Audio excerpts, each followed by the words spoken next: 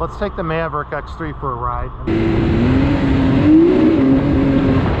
I can't even floor it without spinning the tire.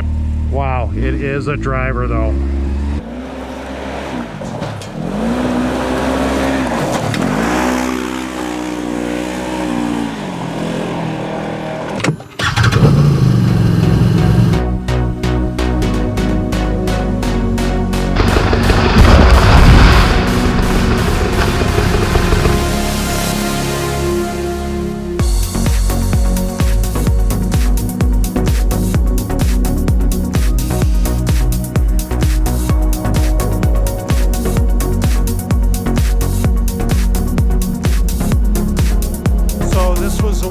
Maverick X3 DS, which is a 64-inch wide wheelbase Maverick. It's an RR, so it has 195 horsepower.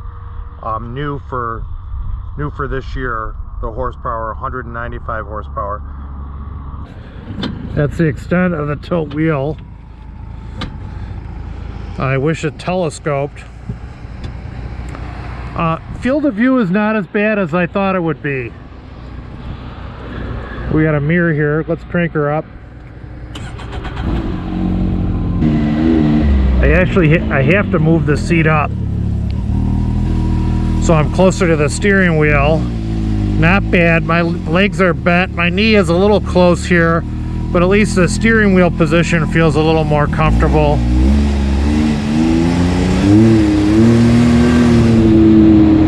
I am in high, I'm not in low.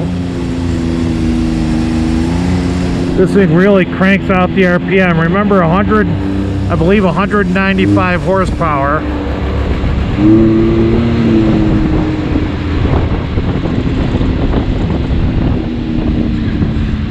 Very nice steering, very light.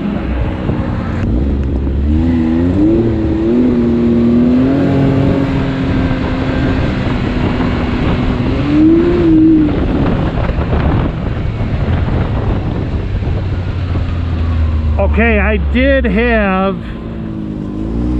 a turbo Razor. I think it was about 148 horsepower. These machines knock the socks off that machine.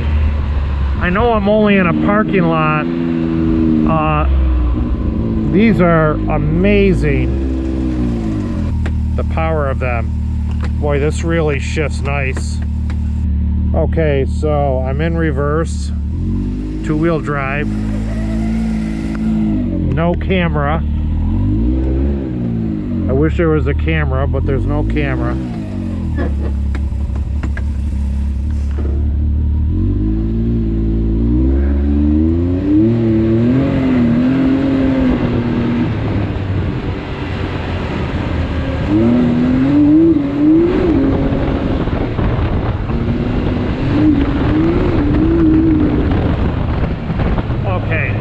Let's just talk about this for a minute. This machine is extremely fast. Extremely fast. I couldn't get all the power out of the Polaris because it kept spinning the tires, but this machine is just so quick.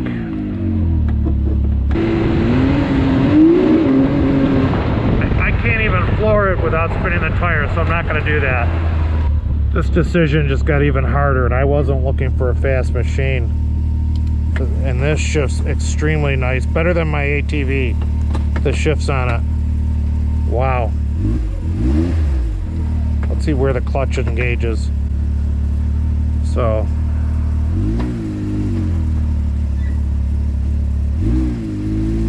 very low. Visibility is tough. The fenders are so high in that suspension knob. I wish I had cameras on this. Wow, it is a driver though.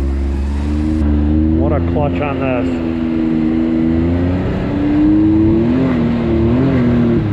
And to think that people up the horsepower on this to over 200 200 horsepower, 220, 250.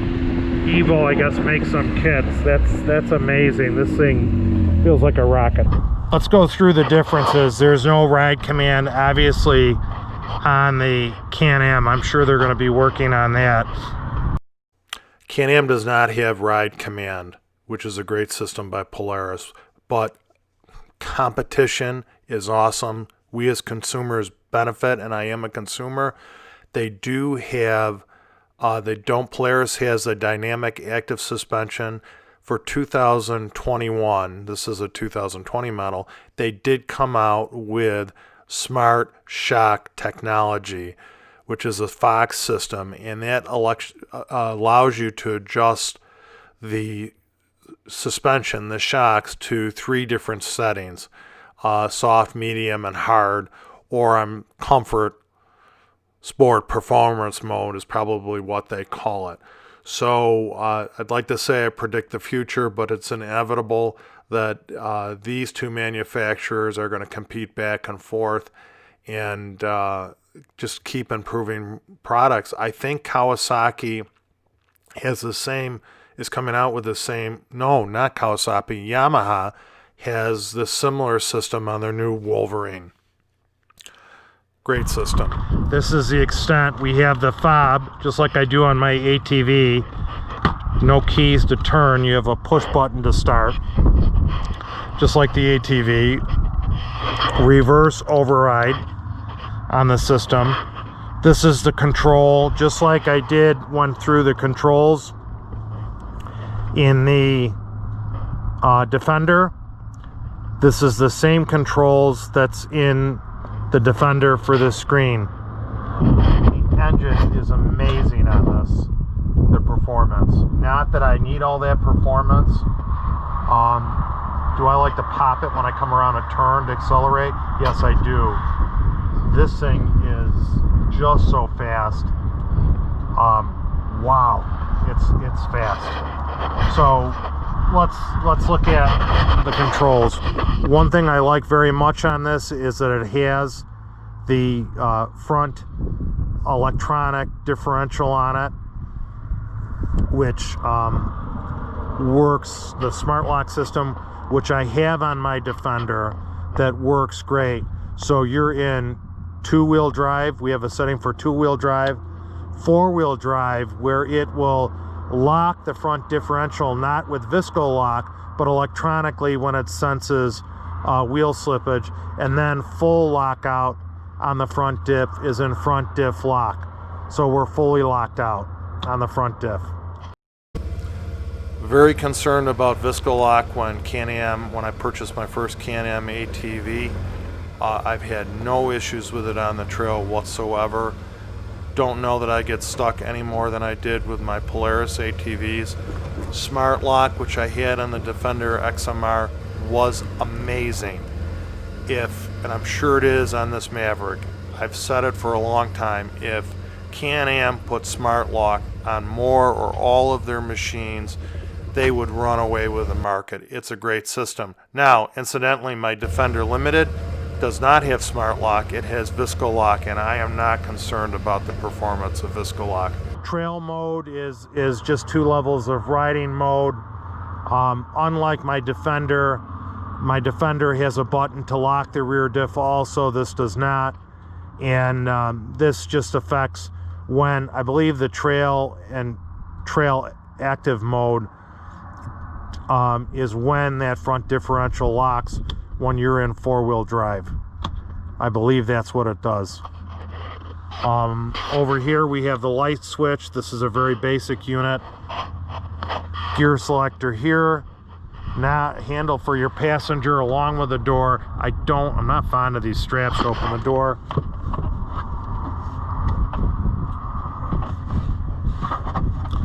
Not sure how to open this glove compartment. This glove box, I don't want to rip it open and break it. There we go, that's how you open the glove box. Storage is not bad in it. There's also some storage up in here. Oh, I guess there's no storage up in there. We just ripped that apart. I didn't break anything. 2 cup holders. Minimal storage here that I don't think is very effective. These, you see them and you think that they're speakers. I think those might be cut out for speakers. I think that's deceiving. So that's the interior. Let's I'm gonna have to start this and talk over it. So let's push the drive mode button. Eco mode. So it looks like you only have 2 modes, eco mode and sport mode. So that's off this button here. Then we'll go to trip. It cycles through this small screen over here. Trip 1, trip B. Menu, engine temp, battery volts, battery voltage, RPMs, speed stat. Well, looks like someone had this up to 66 miles an hour. Engine temp, running cool compared to the Polaris. DPS is the steering.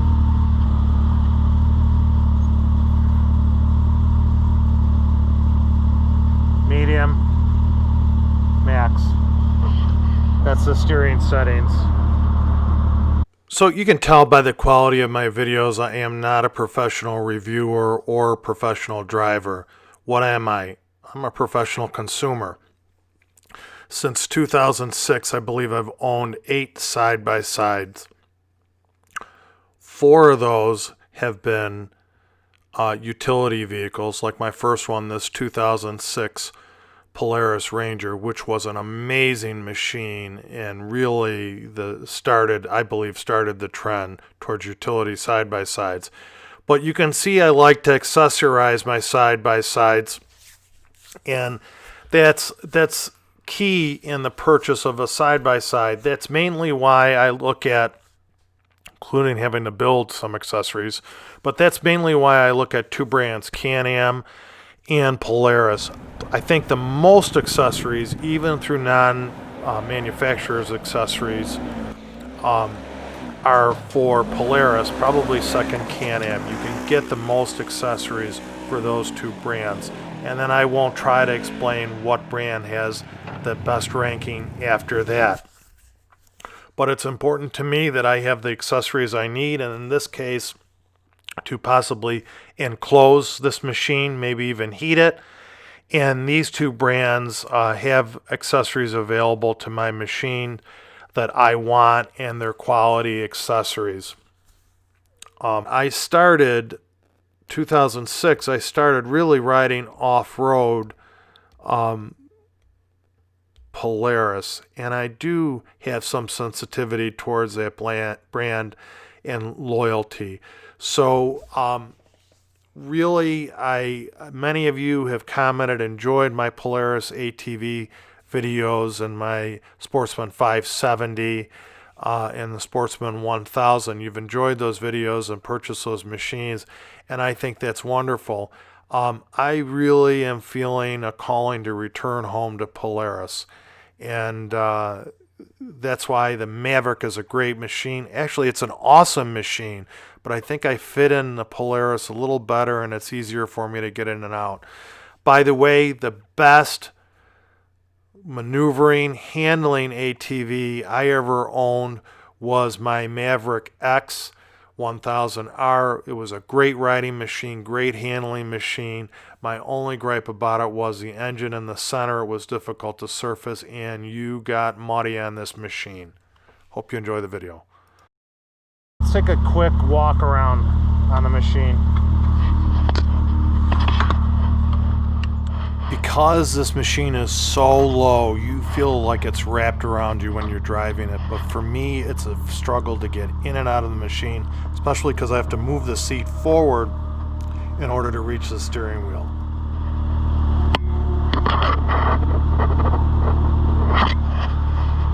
Not easy for me to get out of. Just show you the daytime running lights.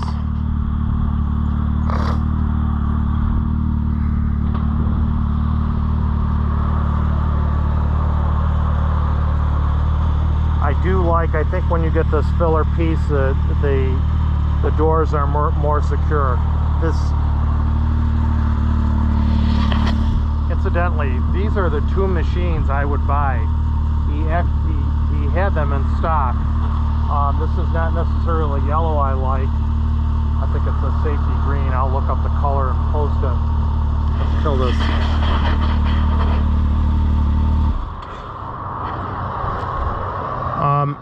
Differences: does not have ride command with navigation and the electronic suspension. Does not have built-in 4-point harnesses. It has a 3-way strap or car strap like you find it in your car. The intakes for the engine and the CVT transmission are right here. It looks like this is a intercooler radiator. I hear that they have problems with snow when it gets on these components. A plus is my big Can-Am storage box will actually lock into this on the back of this machine. That's pretty cool. I can reuse a storage box on it. Suspension component, this machine just looks so low. I'll park it next to them. Suspension components are, I believe, Fox 2.5 shocks. It rides very well. Man, massive clutch. Look at the intakes on it. Huge muffler. Look at this, the beef on these components. 29-inch, I believe, Maxxis tires. 20 inches of wheel travel. 20 inches of wheel travel in the back, 20 inches in the front. 2 less in the rear than what the Polaris has. 14 inches of ground clearance. The Polaris has 14.5 inches. Polaris did seem taller. These tires are probably better for the terrain that I ride in. And what's interesting is, I'm sure I could bolt my 32-inch Evil tires up my Defender on this machine. Engine layout, no doubt it's proven, I think, and it's an impressive machine.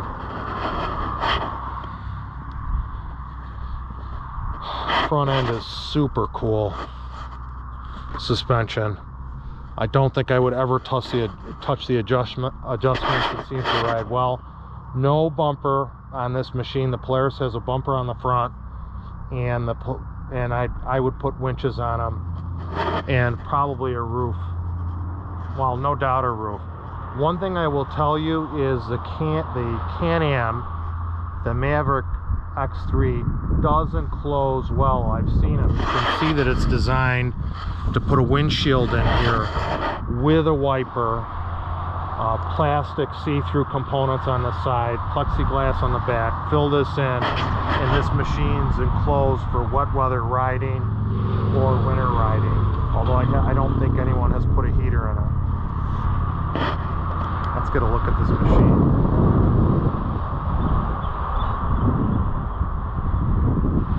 Extremely impressive.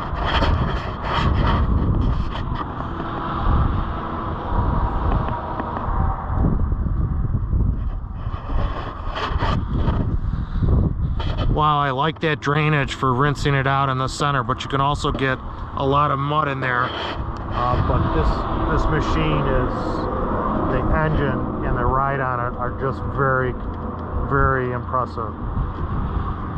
I'm gonna park them next to each other and do a video with them next to each other, and then I'm gonna take the Razor Pro. Why am I considering a sports side-by-side? Because when I made the move to the Defender XMR, I swore I never needed a sports side-by-side again, and I'm not driving fast on the trail. Defender is a great machine. I've had 4 sports side-by-sides, all of which were very good. COVID kind of changed me. I'm looking for a machine where I can ride on the trail by myself and be somewhat safe. I don't recommend riding on the trail by yourself, but a side-by-side does give you the protection of a full roll cage, a heavy chassis, in the case of Polaris, a 4-point harness that comes from the factory.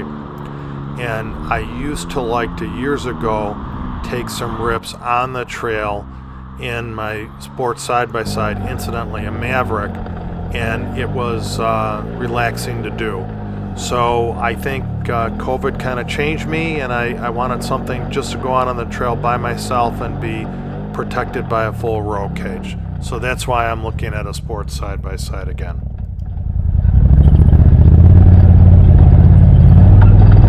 Watch how nice this shifts. I'm going to take a couple hot laps over here. But boy, does that shift nice. Better than my ATV. Man. Fun.